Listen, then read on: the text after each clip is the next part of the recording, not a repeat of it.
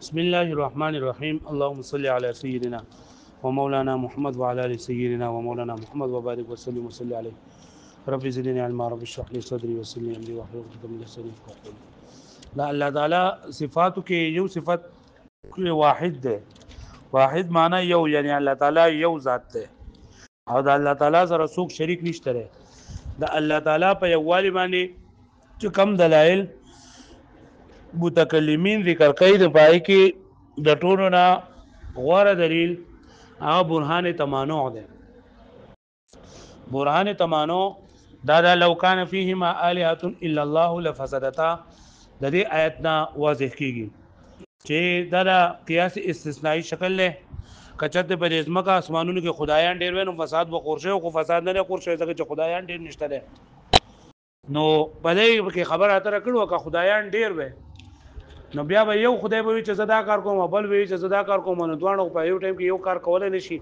او اجتماع د نقیضین مع الله ارتفاع د نقیضین مع الله خو ضروری بدای چې یو کس به یو کار کوي او بل به ورته ګوري نه کم چې کار نشي کولای جو هغه عاجز او عاجز خدای نشي کېده. بیا دا ویلو چې لو کان فیما آلیه الا الله لفسدتا دا کم د دلیل ده د حجت کم قسم ده. حجت په دوه قسم دي، یو حجت اقناعی ده او یو حجت قطعی ده. حجت اقناعی و عام طور باندې خلک په خطاباتو کې ذکر کوي قیاس خطابی کې نو دې دا حجت اقناعی وي. حجت اقناعی دا مطلب ده چې دا مقدم او دالی د یو بل سره لازم ملزوم نوي او دا د ځن فائدہ ورکوي د یقین فائدہ نه ورکوي. او حجت قطعی دا د یو بل سره دا مقدم او دالی لازم او ملزوم وي، دا لازم او ملزوم دی یو بل سره او دا د یقین فائدہ ورکوي. نو مصنف رحمت الله علیه دا خبره کړې و چې دا حجت اقناعی ده او حجت قطعی نه ده او د فساد نه مراد نه نه دا حجت اقناعی څه ده وای چې لو کان فیما الیه الا الله لفسدتا چې کبر ازمکه اسمانونو کې خدایان ډیر او فساد به قرشه او کله کله وای د چې خدایان ډیر وي په یو ځای کې بادشاہان ډیر وي خو فساد نه خوريږي ځکه چې اتفاق به ممکن ده، اتفاق به ممکن ده. نو کدا حجت قطعی وي نو بیا به خامخا لکه فساد د خورېدو لپاره به خدایان ضروری وو ویګه به معنی نو دا حجت اقناعی نه ده. بیا وای چې دا حجت قطعی نه ده او کته د فساد نه مطلب تاسو لري ک فساد بالقوه دي مراد وي فساد بالفعل نو فساد بالفعل خوشته نه ده چې ټول ارڅ په دنیا کې موجود دي. اګه ستاسو نه فساد بالقوه مراد وي نو دا قیامت ته نږدې به خدایان به ډیر نه وي او فساد به واقع کیږي. دغه دی الله پاک د سمان فطرت د سمان شقت دا ویلو پوه شو باندې دا یو سبق غزور سبق بل سبق. بیا لا يقال الملازمه قطعيه د دې نه دا خبره کړو د دې کې زمونږ د دې یو تر سبق دی په دې کې دا خبره کړو چې لو کان فيما الهه الا الله لفسدتا دا حجت قطعی ده او دا فساد نه مراد فساد بالفعل هم نه او فساد بالقوه هم نه بلکې د دې فساد نه مراد عدم تکون ده. د فساد نه مراد سره عدم تکون. عدم تکون معنی دا ده چې د ازمکه اسمانونه نه موجودیدل. تکون کون ویلګي موجودیدو تا نه عدم تکون چې دا نه دی موجود. نو معنی دا شو لو کان فیما الهه الا الله کچرته په دې ازمکه اسمانونو کې د الله نه ما سیوا نور خدایان وې لفسدتا نو د ازمکه اسمانونه با نو موجود شوی ځکه چې خدایان ډیر دي نو یو به وی چې زی پیدا کومه بل به وی چې نه پیدا کومه د یو خبره باندې منه لګیدا نو چې د یو خبره نه مونږ لګیدا نو صانع نه شو موجود چې صانع نه شو موجود نو هغه مصنوع هم نه موجود نو دا کائنات باندې موجود نو دا کائنات چې موجود دي دا د دې خبرې دلیل دی چې خدایان دې دا ډیر نشته. دا ملازمه قطعی ده که خدایان ډیر وې نو فساد به خورشو او فساد نه خورشوي ځکه چې خدایان ډیر دي. دا یو بل سره ملازمه قطعی ده یعنی دا دلیل قطعی ده حجت قطعی ده دوه یو بل سره لازم ملزوم دي. پوه شو به معنی نو د دې نه په جواب ورکړی دي. یو جواب دا ورکړی دی چې ته چې دا مصنوع نه موجود نه د مصنوع د نه موجود دوی لپاره د کائناتو د نه موجود دوی لپاره د اسمانونو او د ځمکو د نه موجود دوی لپاره امکان تمانو نه دی پکار بلکې دلته کې وقوع تمانو د دې لپاره ضروری ده چې د ازمکه اسمانونو کې به خدایان ډیر وې نو دا به ځکه نو د ازمکه اسمانونه چې موجود دي او دا بدی کې عدم تکون نشته د دې وجه لري چې لکه خدایان چې نن ډیر نشته یعنی امکان تمانو چې دا مصنوع لره لازم نه دی چې مصنوع به منتفی وي کچته خدایان ډیر وې جو بیا به لګدانو موجود خدایان خو ډیر نشته کنه او دویم دا ده چې دی و چې دا دویم جواب دا دی چې د عدم تکون نستا مطلب څه دی کدی و چې د عدم تکون د ما مطلب عدم تکون بالفعل یعنی وس پرې د ازمکه اسمانونه به وس نه موجودو نو دا خبره د غلطه ده ځکه کنه چې ته چې لفسدتا دا فساد به حل قرشه چې کله خدایان ډیری د ته چې دوانه دی ول لازم ملزوم دي چې کله هم خدایان ډیریږي نو فساد به واقع کیږي نو دا خبره غلطه ده ځکه د څه ممکن ده چې خدایان ډیر وي او خدایان د یو بل سره اتفاق وکړي او فساد واقع نشي پوه شو مې معنی چې خدایان نو کدا ګوره تلازم قطعي بګي وي نو بیا چې کله خدایان ډیر وي نو فساد به واقع کېدو نو دا خبره صحیح نه ده ځکه چې خدایانو د ډیرېدو په صورت کې اتفاق هم ممکن دی چې اتفاق کله راشي دو نو بیا به فساد نه واقع کېږي پوه شو مې معنی او دویم جواب علماء دویم دا د دې جواب دویم شق چې ستاسو د عدم تکون مراد که عدم تکون بالقوه ده عدم بالتکون بالقوه ده هم بالامکان ورته هم وي نو دا خبره دیم غلطه ده ځکه چې د قیامت ته نږدې به فساد بخوريږي سره د دې نه چې تعدد د الهه وبني نو تلازم قطعي خو دې ته وایي چې دا فساد به هله خوريږي چې کله خدایان موجودي نو قیامت ته نږدې به فساد خوريږي به اسمانونه او ځمکه به ختميږي به عدم تکون فساد مطلب عدم تکون یعنی پر ځمکه اسمانونو باندې وا نشواله برازي په ځمکه اسمانونو باندې نشواله راځي او هغه نشواله چې دا به تعدد الهه په صورت کې بنئ که تلازم قطعي وي نو بیا خو پکار دا چې فساد اعلی راغلی وي چې کله الهه موجود وي دې خبره باندې پوه شوي دغه کتاب کې وایي دغه بیا زمخته ولا يقال ودي نه ویل شي چې الملازمه قطعيه دا ملازمه يعني دا لو كان فيما آلهة إلا الله لفسدتا مقدم أو دليل يوبل سنة دا دليل قطعي ده ملازمه قطعي ده والمراد بفسادهما عدم تكونهما او د فساد نه مراد فساد بالفعل او فساد بالقوه نه دي بلکې د فساد نه مطلب دا عدم تکون ده بمعنى معنی دا انه لو فرض صانعان کچرت فرض کړی شي دو صانعان لامکن بينهما تمانع في الافعال كلها نو د دوپا ممکن وي په ټول افعالو کې تمانع یعنی په ټول کارونو کې په ټول افعالو کې بیا اختلاف بواقعو فلم يكن احدهما صانعا يوبهم دون صانع نو چې صانع نو فلم يوجد مصنوع نو د ځمکه اسمانونه بنو مندل شوی او د ځمکه اسمانونه چې مندل شوی دي وجه اداره چې خدایان ډیر نشته نو جواب ولمن ورکو دو جواب دي نمبر 1 امکان التمانع لا يستلزم و امکان د تمانع نه دی مستلزم مگر عدم تعدد د صانع تا چې صانع د صانع چې ډیر نه دي ولا يستلزم او دا نه مستلزم انتفاع د مصنوع پیدا کړل شوی اندا مستلزم نه انتفاع د مصنوع تا انتفاع د مصنوع به حل راتلا انتفاع د مصنوع به حل راتله چې کله په حقیقت کې خدایان ډیر موجود وي په حقیقت کې خدایان ډیر موجود وي او په حقیقت کې خدایان ډیر نشته صرف امکان دی نه د امکان سره چې نه دا مصنوع نه منتفي کیږي پھر سے دا موږ په اول سیټ کې کېږو تا دویم راړول لري ګل محمد خان او دویم جواب دا دی چې ستاسو د عدم تکون نه څه مطلب دی دا عدم تکون بالفعل دي مراد ده او که عدم تکون بالقوه دي مراد ده نو کده وای زما عدم تکون بالفعل مراد ده نو وای که عدم تکون بالفعل ته مراد واخلې نو بیا خدا خبر صحیح نه ده ځکه چې تبه چې دا فساد علی راغلی دی چې کله خدایان موجودي نو وای خدایانو په منځ کې اتفاق دی دا ممکن دی اگر د عدم تکون بالقوه مراد ده نو عدم تکون برازي بالقوه قیامت نږدې خدا دغه بنا راضي تعدد الهه وب ناراضي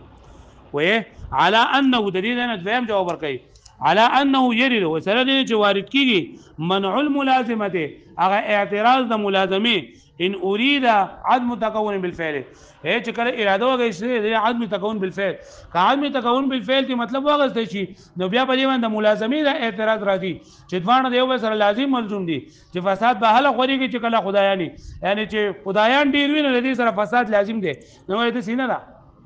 خدایان ډیر به وي خو فساد به بیا هم نه راغلی ځکه چې هغه به څه کړی اتفاق کړی ومنع انتفاء اللازم او منع د انتفاع د لازم یعنی اعتراض د انتفاع د لازم د لازم د منتفی کېدو ان اريد بالامکان که چرته اراده او تشریدین امکان امکان دا مطلب ما تاسو وی عدم تکون بالقوه وای کسادین عدم تکون بالقوه مراد وی نو بیا هم نشي سې کېره ځکه چې قیامت ته نږدې په فساد راغلی او تعدد د الهو بنوي کدا ملازمت قطعي وي نو ملازمت قطعي او حجت قطعي دې ته ویل کېږي چې دا یو ویني د بل بو سره خامخاوي چې دا یو ویني بل بو سره خامخاوي نه دلته کې څه نشي کېږي مطلب دا چې ممکن ده چې خدایان ډیر دي او دغه چې دا یو دی دا فساد نه خور شوی ځکه چې اتفاق کړل او دا هم نه ممکن چې فساد به او خدایان به ډیر وي ځکه قیامت ته نږدې په فساد وي او خدایان به ډیر نه پرې باندې پوه شئ دویمه خبره په دغه سبق کې دا وه چې دا لو نه لو دا به کلام عربی کې نحویین دا د دې لپاره استعمالوي چې لو واقع کېږي د جزا د انتفاع لپاره جزا د انتفاع لپاره په سبب د شر د انتفاع په زمانه ماضی کې دی وی چې دا جزا ځکه نه د واقع شوي چې شرط نه واقع شوي لو د دې لپاره راځي چې دا جزا ځکه منتفی ده چې شرط منتفی ده جزا ځکه منتفی ده چې شرط منتفی ده پوه شو به معنی جزا ځکه منتفی ده چې شرط منتفی ده د دې لپاره دا راځي په زمانه ماضی کې لکه ګوره عربیان وای ما ته اوس مثال ویلو لو جئتني لاعطيتك کته زما خواته رالی نو زه به تعالی صدر کما نو دا درکول به کله واقع کیږي چې کله لکه مطلب ته زما خواته رالی نو زه به تعالی درکم خو ته زما خواته نه راغلی نو دا دغه نه کیږي در ورکړه نه کیږي پوه شوي نو لو د دې لپاره راځي چې دا جزا منتفی شوي ده ځکه چې شرط منتفی شوی ده ځکه چې شرط منتفی شوی په زمانه ماضی کې یا وای لو اجتهدت لنجحت في الامتحان کتا کوشش وکړو نو تب په امتحان کې کامیاب شي خو تب امتحان کې کامیاب نه ځکه چې شرط نه لکه تا کوشش نه کړې لوي چې ته په امتحان لنجحت په کچا کوشش وکړو نو دا په امتحان کې کامیاب شي او کتا کوشش ونه کړو په امتحان کې کامیابی نشته نو ایلو خو د دې لپاره راځي چې د انتفاع د جزا د انتفاع لپاره په سبب د شرط نو وڅ دا لو د دې لپاره راځي نو معنی د آیت دا شو لو کان فیهما آلهه الا الله کچته په دې ځمکه اسمانونو کې خدایان ډیر وې لفسدتا نو فساد به خور شو نو فساد نه خور شوی ځکه چې تعدد د الهو نشته نو د آیت نو مطلب دا شو دا آیت دلیل جو شو په عدم فساد باندې چې په دې ځمکه اسمانونو کې فساد نه دی راغلی منګه چې کم داوی ویلو الواحد چې الله تعالی یو ذات دی نو منګله دلیل په تعدد د الهو باندې پکار دی چې تعدد د الهو نشته دی منګله دلیل په څه باندې پکار دی په عدم تعدد د الهو په عدم فساد باندې منګله دلیل نه پکار او د لو چې کم عربیان استعمال کوي نو د دین دا معلومیږي چې د عدم فساد ذکر راغلی دی چې تعدد د خدایانو نشته دی نو زمونږ چې کم مدعا وا د هغې لپاره چې کم دلیل کې موږ دا آیت پیش کړو لو کان فیما آلهة الا الله نو اول شو کنه لکه پوه شو ویلې منې لکه دا آیت دلیل لري خبرې چې په ځمکه اسمانونو کې فساد نشته دی فساد ځکه نشته دی چې خدایان ډېر نشته دی نو موږ له خو پکار دا وه چې تعدد د الهو چې دا منادم شوی وی پوه شوئ نو جواب دا دی چې دا لو چې د جزا د انتفاع لپاره راځي په سبب د انتفاع د شر دا د دې د لغت معنی ده په اعتبار د اصل سره د دې معنی ده کله کله د دین خلاف هم راځي یعنی کله کله داسې راځي د انتفاع د شر په سبب د انتفاع د جزا کله کله دا راځي د انتفاع د شرط په سبب د انتفاع د جزا لکه په دې مثال کې وي لو کان العالم قدیما لکان غیر متغیر کچرته دا عالم قدیم وي نو دا بغیر متغیر وي په دې کې به تبدیلی نه راغله خو عالم قدیم نه دی عالم قدیم نه دی عالم قدیم نه دی یعنی مقدم نشته دی نو تعلیم نشته دی نو عالم متغیر دی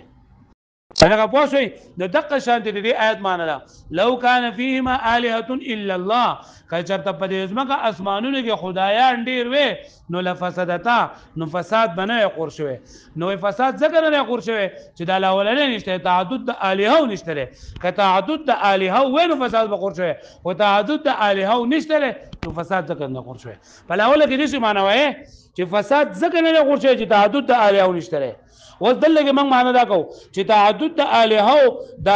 فساد ذکر نه غوښتل چې تعدد د الهو نشته لکه پوه شئ لکه الاول موږ د انتفاع د جزا کوله په سبب د انتفاع د شرط اوس به موږ دا کوو چې انتفاع د شرط به کوو په انتفاع د جزا باندې لکه پوه شئ به معنی او بیا به دا خبره ده چې دا لو چې دا په زمانه ماضی کې د انتفاع لپاره راځي او دلته لو کان فی ما لاتون کې لګی ته په ماضی کې انتفاع واخلې نو په حال او په مستقبل کې او زمونږ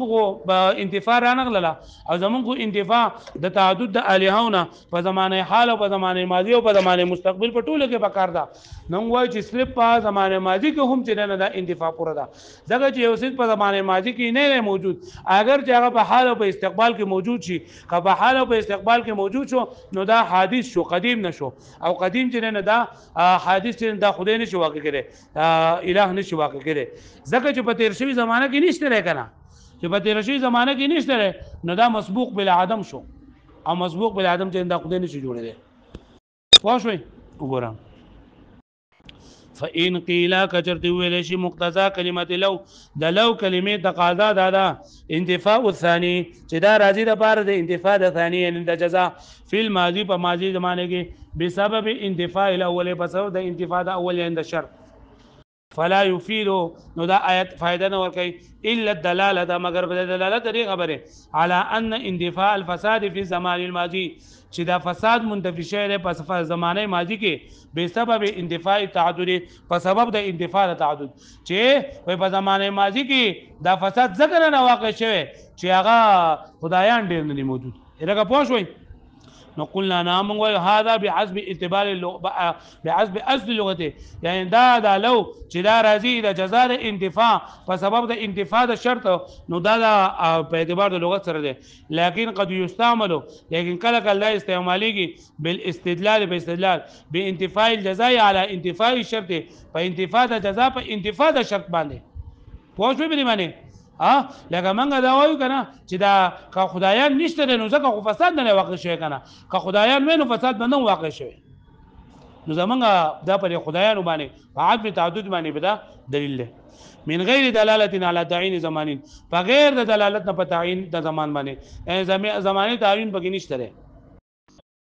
كما في قولنا لو كان العالم قدیما لکان غیر متغیر کچرته دا عالم قدیم وې نو دا بغیر متغیر وې نه بدی کې به تبدیلی ما نه راغله خو عالم قدیم نه لري ځکه خو بدی کې تبدیلی راغله کنه نو دغه شان د آیت ترجمه وکا لو کان فیهما الهه کچته په دې ځمکه خدای مانونه کې خدایان وې نو فساد براغله نو خدایان نشته نو ځکه خو فساد نشته کنه او په دې بل کې ترجمه لري کوله لو کان فیهما الهه الا الله لفسدتا چې په دې ځمکه اسمان خدایانو نو فساد به خور شوی نو فساد نه خور شوی ځکه چې خدایان نشته او دلته موږ وایو خدایان نشته نو ځکه خو فساد نه خور شوی کنه لکه پوه شو به معنی والآية من هذا القبيل آيات دي قبيلين له وقد يشتبه على بعض الأذهان أحد الاستعمالين بآخر ويكلا كلا ګډوډګي په بعض اذهان باندې استعمال بدوو کې دی په بل سره فيقع الخبط نو حقيقي کې پدې کې ګډوډواله لکه پوه شو به معنی یاد بشي بس ته دا واړو